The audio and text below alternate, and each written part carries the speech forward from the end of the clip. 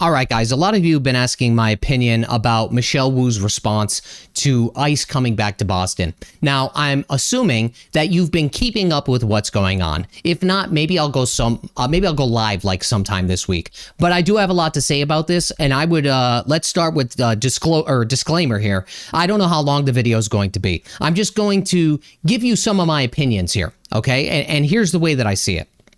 You know, so in Boston, I don't think it's just your taxes at stake. I think it's your safety. I think it's your pride. And I think it's your tradition. Also, I think it's what you believe in.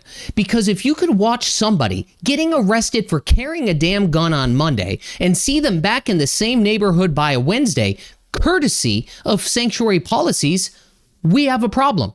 We have a problem here. And I think a really, really good example of what we are going to see here, and perhaps other parts of the country, is this. You could look no further than Britain right now. I don't know if you guys know what's happening there beyond the policing, if you want to call it that, of free speech. They don't even, I mean, the BBC doesn't even cover not even a fraction of what's happening there. We're lucky that some of the news stations cover some of the things, but over there, it's absolutely brutal. But anyway, people have been arrested for displaying their national flag, St. George's flag. They are literally getting arrested during protests at scale, while foreign flags, well, they end up flying without any levels of interference. We have, what I'm going to do today, we have two completely different continents, but I want to talk about this because they share the same exact disease, and that's the people in charge. That is the disease. These people, they don't fear the criminals, they protect them. They also aren't fighting against crime. They seem to be fighting for it because, I mean, to me, it looks like they're trying to subsidize it. And if you complain, guess what? You're the problem. I'm the problem. You know, like, look at it this way. You know, I'll tell you what they do fear, okay? I'll tell you what they fear. They fear us, okay? They fear you and they fear me, all right? And the reason that they do is that they can't control regular people. Regular working class people are waking up and they're looking around and they're saying, hold on a second here. I didn't vote for this circus. You know, we didn't vote for a circus. Let me ask you a question. Why are criminals getting hotel rooms while veterans are sleeping on the sidewalks? Why are all flags welcome here, but the American one? Why is every law enforced except for the ones that protect us? And really, why are some laws optional for some people? This is the type of thought, this is my opinion, this is the type of thought that completely terrifies these people because it's something that they cannot control. Remember, these people don't want to abolish the law. They want to be the law. They think they have a monopoly on what's morally right and morally wrong. They could be out there, you know, micromanaging the criminals. They cut the deals with, they give the handouts to, they have these lighter sentences, and they could even rewrite their policies. That makes crime even easier. But once the average citizen wakes up and stops playing along, that is when their entire system, their entire belief structure, their entire worldview starts to crumble because it's the majority, okay? They cannot control this, and they know it. They know this, guys. And if you think I'm exaggerating, buckle up, because by the end of this, I think you'll see, you know, just how far some of our so-called leaders, like Boston's Michelle Wu, are willing to go. Okay?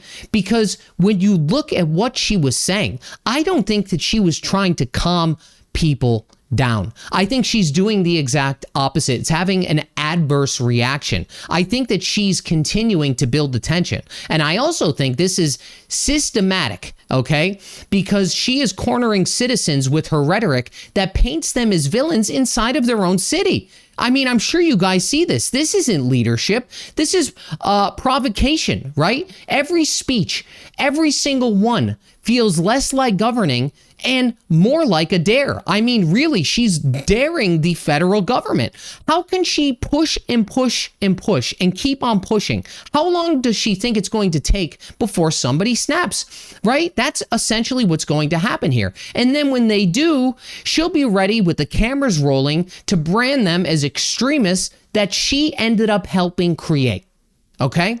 So let me talk about what's happening across the pond for a minute here. I don't know if you've been following this, but I'm looking there because this is what I think is a potential proof of concept. Because right now what's happening in Britain is basically the sneak preview of where American cities like Boston are headed if the same ideology keeps on going and going unchecked.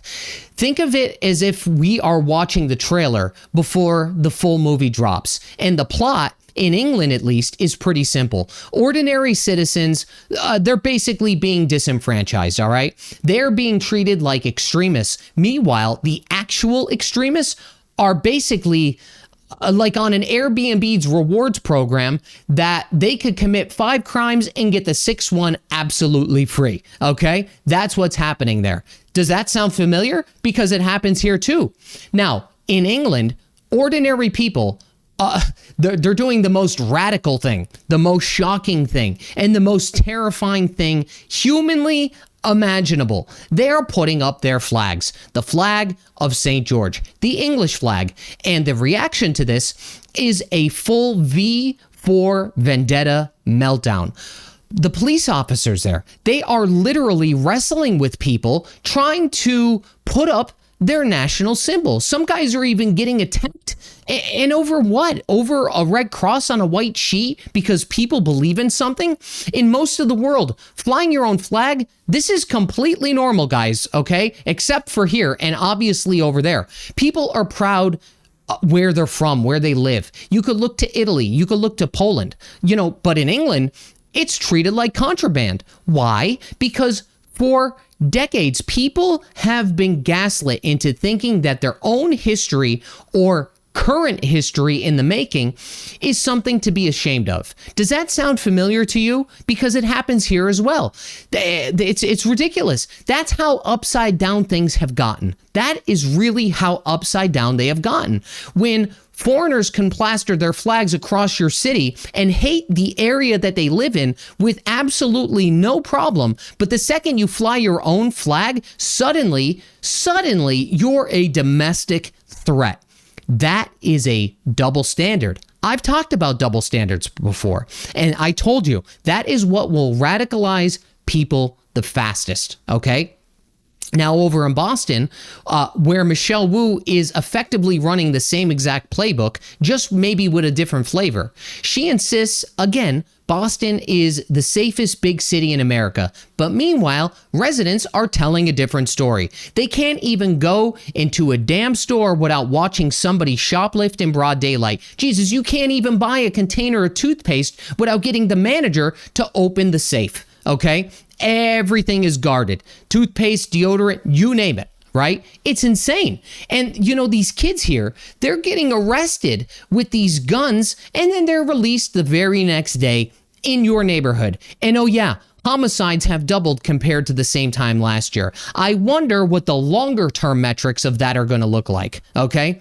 But look, if you listen to Wu, everything is fine. Everything is safe only because she said so. It's like, don't worry about it, guys. Boston is safer than ever. That's how she talks. Also, you could ignore those 4 shootings we had in 2 hours in Dorchester. We got it under control, right?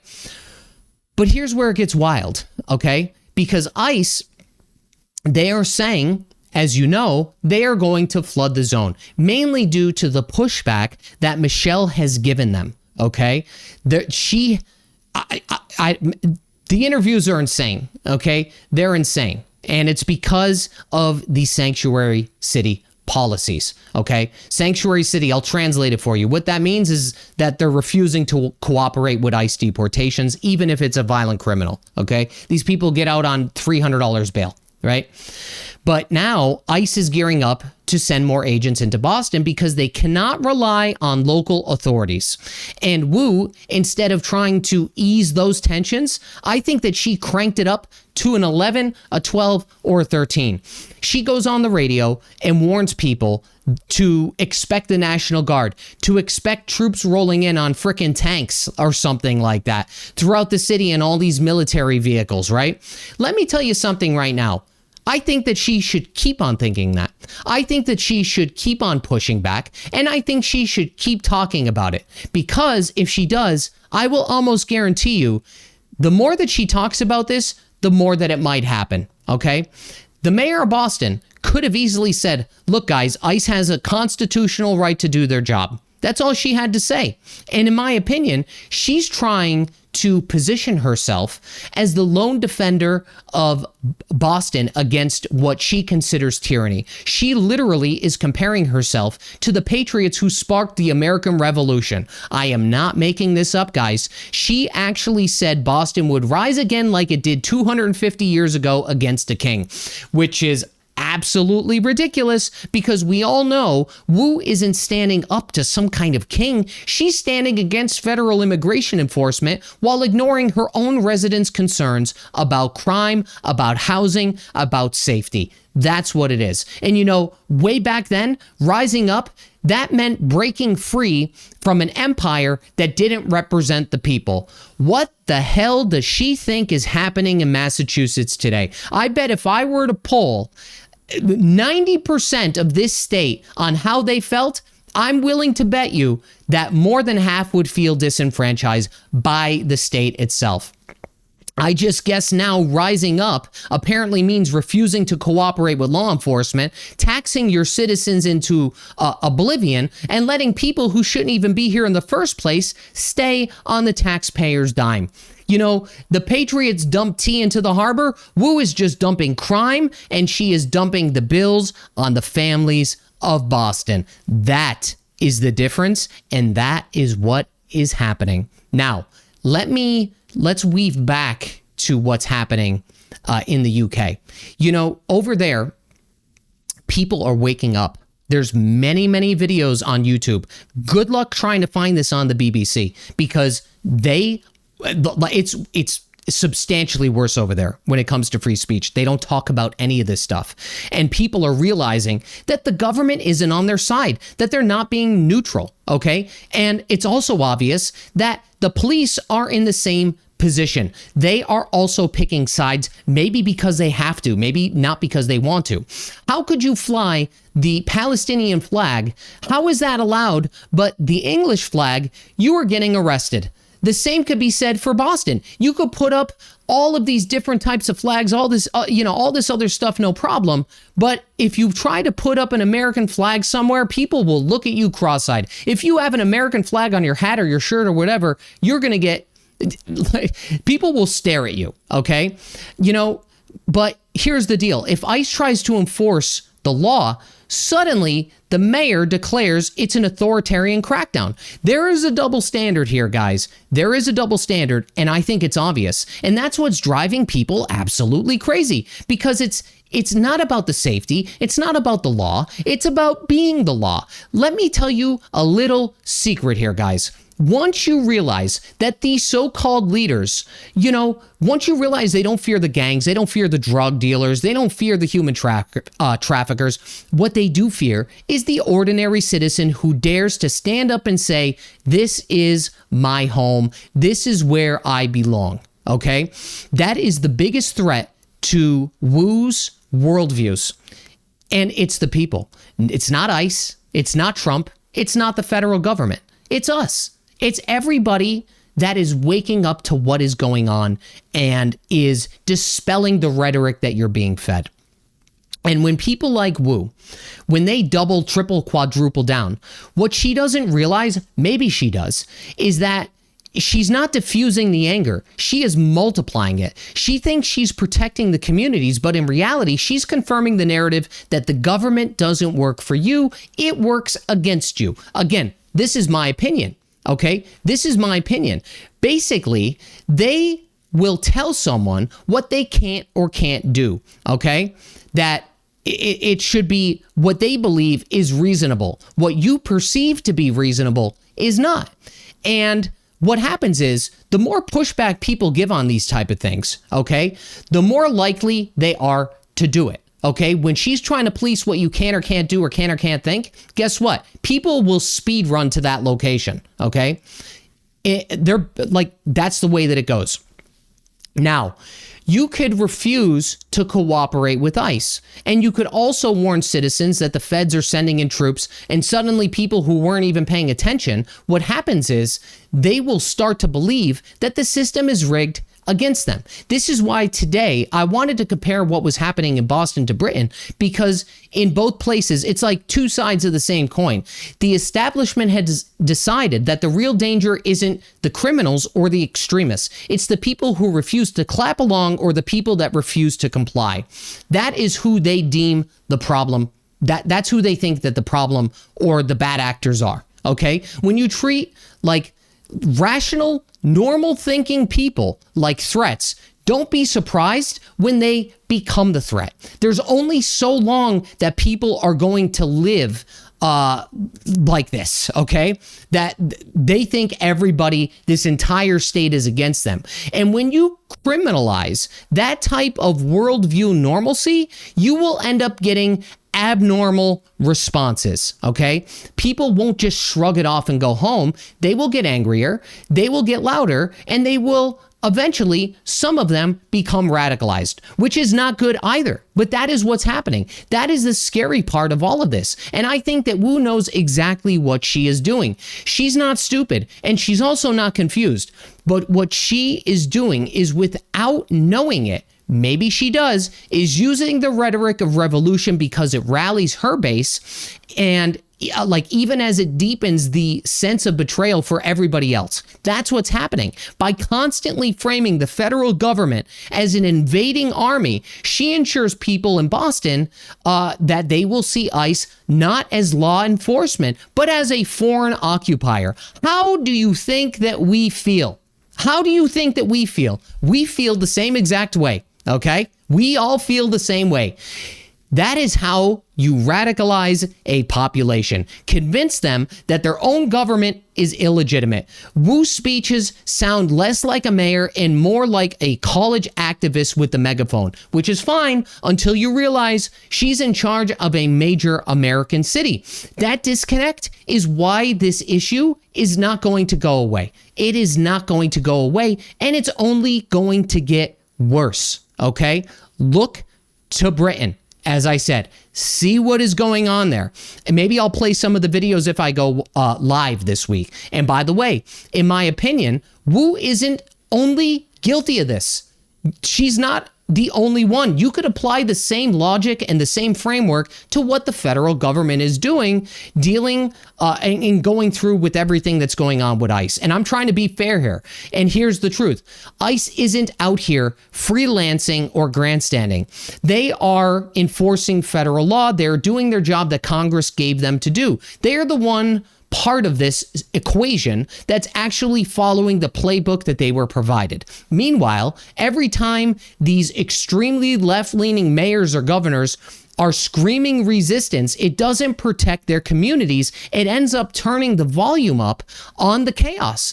And instead of working with law enforcement, they are playing politics with public safety. That is what's happening here. And the louder that they fight, the more they radicalize their own residents against them. That is, like, two things are happening. They're radicalizing their own base that believe in them and trust them, but they're also pulling the people that don't believe them further and further away from what they believe in.